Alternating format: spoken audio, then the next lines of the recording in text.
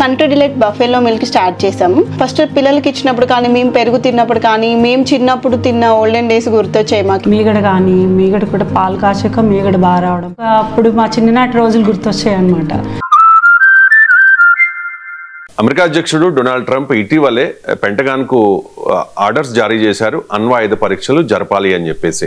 దీన్ని సమర్థించుకుంటూ సిబిఎస్ వార్తా ఛానల్కి ఇచ్చిన ఒక ఇంటర్వ్యూలో ట్రంప్ మాట్లాడారు, రష్యా అలాగే ఉత్తర కొరియా మాత్రమే కాదు, పాకిస్తాన్ అండ్ చైనా ఈ 2 దేశాలు కూడా, ఈ 4 దేశాలు కూడా అణ్వాయుధ పరీక్షలు చేస్తూ ఉన్నాయంటూ ట్రంప్ సంచలన విషయాన్ని బయటపెట్టిన పరిస్థితి. ఒకసారి ట్రంప్ ఏమన్నారు బయట లేచండి.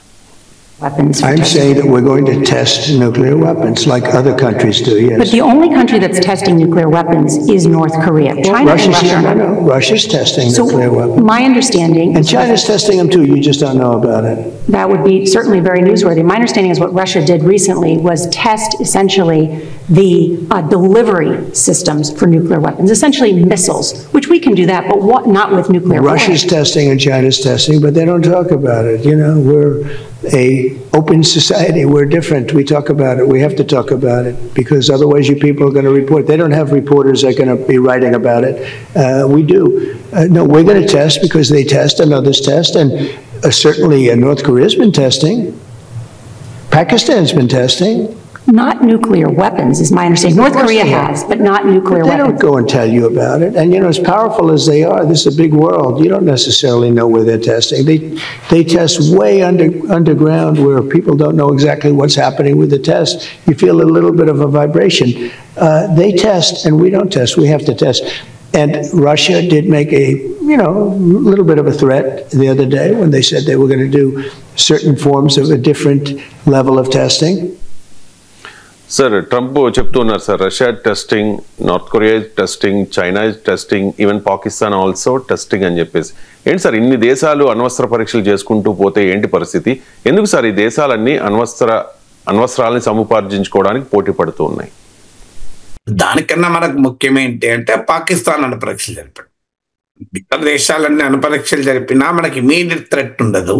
అఫ్ కోర్స్ చైనా కొత్తగా అణుపరీక్షలు జరపాల్సిన అవసరం లేదు. మన దేశానికన్నా కూడా చాలా ఎక్కువ అణ్వస్త్ర సామర్థ్యం ఉన్న దేశం చైనా, ఇండియాతో పోలిస్తే. సో ప్రధానంగా మనకు పాకిస్తాన్కు మధ్య పోలిక ఉంటుంది. ఎందుకంటే మనము 1974లో తొలిసారి అణుపరీక్షలు జరిపాము, 1998లో రెండవసారి జరిపాము. అప్పుడు వెంటనే పాకిస్తాన్ కూడా అణుపరీక్షలు జరిపింది.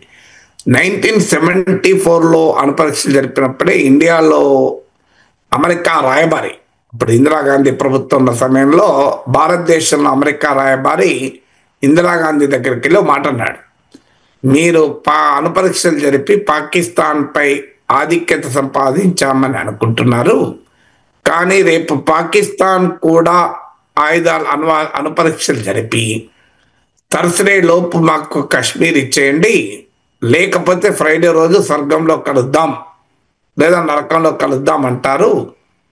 That is how you are going to face the situation అని చెప్పి అమెరికా రాయబారి, ఆ రోజుల్లో చాలా ఫేమస్ రాయబారి అతను, ఆయన ఆ రోజే హెచ్చరించారు. అన్నట్టే 1998 భారతదేశ అణుపరీక్షలు జరిపాక పాకిస్తాన్ కూడా అణుపరీక్షలు జరిపింది. సో భారతదేశం అణుపరీక్షలు జరపడానికి పాకిస్తాన్ పరీక్షల వరకు తేడా ఉంది. ఎందుకు అంటే భారతదేశంలో అణువస్త్రాలు అణు కార్యక్రమం అనేది ఒక డెమోక్రటిక్ ప్రభుత్వ చేతిలో ఉంటుంది. ప్రాపర్ కంట్రోల్డ్ కమాండ్ స్ట్రక్చర్ ఉంటుంది. ఆ proper and controlled command structure లేకపోతే చాలా ప్రమాదం. పిచ్చోని చేతిలో కత్తి ఉంటే ఏమవుతుంది అని మనం సామెత ఉంటుంది.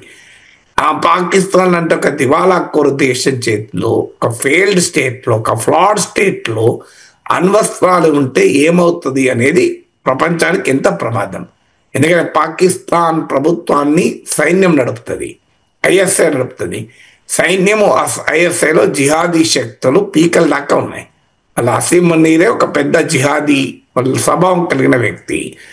సో అందువల్ల రేపు తీవ్రవాదుల చేతుల్లోకి కనుక అణ్వస్త్రాలు వెళితే న్యూక్లియర్ టెర్రరిజం అనే ప్రమాదం కూడా ఉంది. ఇప్పుడు ఆల్రెడీ ఆర్డిఎక్స్ లాంటి ప్రమాదకరమైన పేలుడు పదార్థాలను తీవ్రవాదులు వాడుతున్నారు. రేపు అజ్యూమింగ్ లష్కర్ ఈ తోయిబా చేతికో, జైషీ మహమ్మద్ చేతికో, మరో తీవ్రవాద సంస్థ చేతుల్లోకో అణుబాంబులు వెళ్ళి అణుబాంబుల తయారీ పరిజ్ఞానం వెళ్ళింది అనుకోండి, ఎంత ప్రమాదకరం. తర్వాత పాకిస్తాన్ లాంటి ఒక ఉన్మాదపూరిత దేశం చేతిలో అణ్వస్త్రాలుంటే ఎంత ప్రమాదకరమో ఇటీవల అసీం మునీర్ అమెరికా పర్యటన సందర్భంగా అన్న వ్యాఖ్యలు మనకు గుర్తు చేస్తున్నాయి. మా దగ్గర అణ్వాయుధాలు ఉన్నాయి, మేమే పడిపోయే పరిస్థితి ఉంటే సగం ప్రపంచాన్ని కూడా పడేస్తామన్నాడు.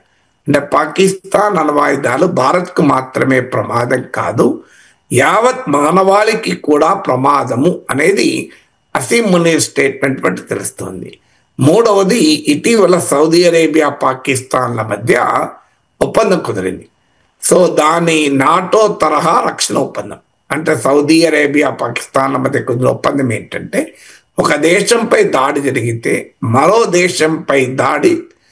దేశం కూడా తమపై దాడి జరిగినట్టుగా భావిస్తాయి. అంత ఒప్పందం కుదిరిన తర్వాత పాకిస్తాన్ మినిస్టర్ని అడిగారు, మరి దీన్ని బట్టి సౌదీ అరేబియాకు పాకిస్తాన్ అణ్వాయుధాల రక్షణ కూడా ఉంటుందా అంటే ఉంటుంది అని పాకిస్తాన్ మంత్రి చెప్పాడు. అంటే మరి పాకిస్తాన్ సౌదీ అరేబియాకు ప్రాతిపదిక ఏంటి ఈ రక్షణ ఒప్పందానికి అంటే, నేను సౌదీ పాకిస్తాన్ జాయింట్ స్టేట్మెంట్ చూడండి, ఇస్లామిక్ సాలిడారిటీ అన్నారు. అంటే అర్థం ఏంటి, పాకిస్తాన్ ఒక్కటే ఇస్లామిక్ ప్రపంచంలో ఇప్పటికే అణ్వాయుధాలు ఉన్న దేశం. ఇరాన్ అణు కార్యక్రమం పైననేమో అమెరికా ఇన్ని ఆంక్షలు పెడుతోంది. ఇరాన్ ఇజ్రాయెల్కు ప్రమాదం గనక, ఇరాన్ దగ్గర అణ్వాయుధాలు ఇజ్రాయెల్కు ప్రమాదం గనక, ఇజ్రాయెల్ ఆధిపత్యం మిడిల్ ఈస్ట్ పైన ఉండాలి గనక ఇరాన్ పైన ఇన్ని ఆంక్షలు పెడుతున్నారు. ఇరాన్ పైన ట్రంప్ అయితే యుద్ధమే చేశాడు ఈ మధ్య. కానీ మరి పాకిస్తాన్ అణ్వాయుధాల సంగతి ఏంటి? అది ఇజ్రాయెల్కి ప్రమాదం కాదా? ప్రపంచానికి ప్రమాదం కాదా? అది ఇస్లామిక్ దేశాలన్నిటికీ తామే అండగా న్యూక్లియర్ అంబ్రెల్లాగా ఉంటాము అని పాకిస్తాన్ ఫోజులు కొడుతోంది కదా. అంటే ఎంత ప్రమాదకరము పాకిస్తాన్ చేతిలో ఉండే అణ్వాయుధాలు. ఈవెన్ అమెరికాకు కూడా ప్రమాదకరం. ఎందుకంటే అమెరికా ప్రాణాలు తీసిన ఒసామా బిన్ లాడెన్ కాపాడేది పాకిస్తాన్ కదా. మీకు అమెరికాకు బిన్ లాడెన్ ప్రపంచ చరిత్రలో మొదటిసారిగా అమెరికాపై ఆ స్థాయిలో దాడి చేశాడు కదా. అతనికి ఆశ్రయం ఇచ్చింది పాకిస్తాన్ కదా. అందువల్ల పాకిస్తాన్ చేతిలో అణ్వాయుధాలు ప్రపంచానికి మానవాళికి అమెరికాకు కూడా ప్రమాదం. అన్ఫార్చునేట్లీ అమెరికా దాన్ని గుర్తించడానికి సిద్ధంగా లేదు. ఇప్పుడు ట్రంపే అంటున్నాడు కదా పాకిస్తాన్ అణు పరీక్షలు జరుపుతున్నాడని. మరి ఎందుకు అమెరికా ఆంక్షలు విధించడం లేదు? ఇప్పుడు ఇరాన్ ఆయుధాలు తయారు చేస్తుంది అనే కారణం చెప్పి ఇరాన్ పైన ఇన్ని ఆంక్షలు పెట్టారు. ఇరాన్ నుంచి చమురు కొనవద్దని ఆంక్షలు పెట్టారు.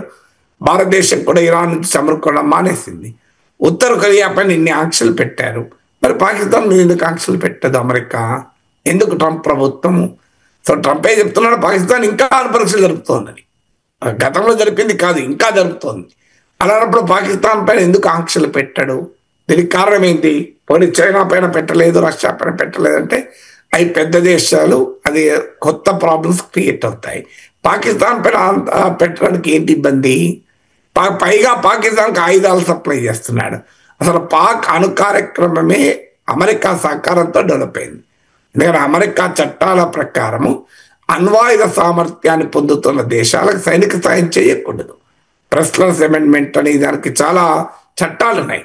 దానికి హ్యాంక్ బ్రౌన్ సవరణ అని చెప్పి వన్ టైం వేవర్లు ఇచ్చి అమెరికా అధ్యక్షులు సర్టిఫికెట్లు ఇచ్చి పాకిస్తాన్ అణ్వాయుధాలు తయారు చేస్తున్నా కూడా పాక్ సైనిక సాయం చేసింది అమెరికా. సో అందువల్ల ఇవాళ పాకిస్తాన్కు అన్ని రకాలుగా ఆయుధ సాయం చేస్తూ పాకిస్తాన్ పైన ఏ ఆంక్షలు విధించినప్పుడు అమెరికన్ హిపోక్రసీ అర్థమవుతుంది కదా. 98లో మన పరీక్షలు మన పైన ఆంక్షలు పెట్టారు. 1974లో మన పరీక్షలతో మన పైన ఆంక్షలు పెట్టారు. మరి పాకిస్తాన్ పైన ఎందుకు ఆంక్షలు పెట్టారు? నిజంగానే అమెరికా కనుక అణ్వాయుధ వ్యాప్తిని అరికట్టాలనుకుంటే పాకిస్తాన్ పైన పెట్టాలి కదా.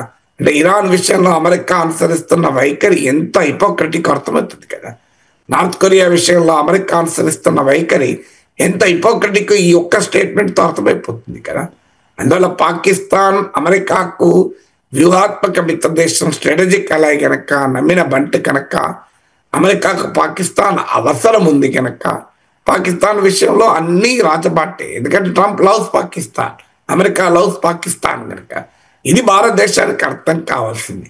ఇంత ప్రమాదకరమైన స్థాయిలో అణ్వస్త్ర పాకిస్తాన్కు కారణమైన దేశం పట్ల మనం ఎలా ఉండాలి.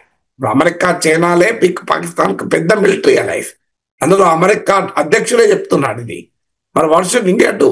అందువల్ల ఇండియా తన విధానాలను అనుసరించే సమయంలో ఏ రకమైన వైఖరి తీసుకోవాలనడానికి ఇది ఒక ఉదాహరణ కదా.